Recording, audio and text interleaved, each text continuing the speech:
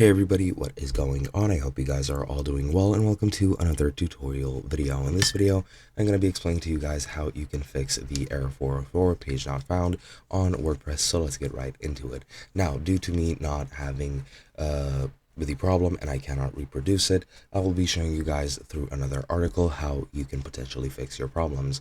Now, what you need to do first is make sure you clear your browser history and cookies. This should fix anything if it is a client-side problem.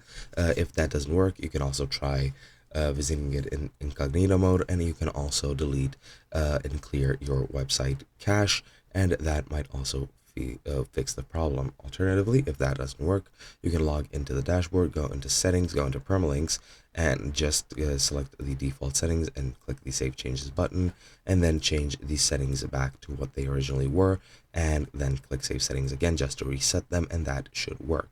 Alternatively, you can access your HD access file, which you can restore using a file transfer protocol. Just log into your client, download the file, then open the downloaded file with any text editor, and you can just copy and paste the version of the code that is most suitable for your website from the WordPress.htaccess support page, and then save the htaccess file and upload it to the live server.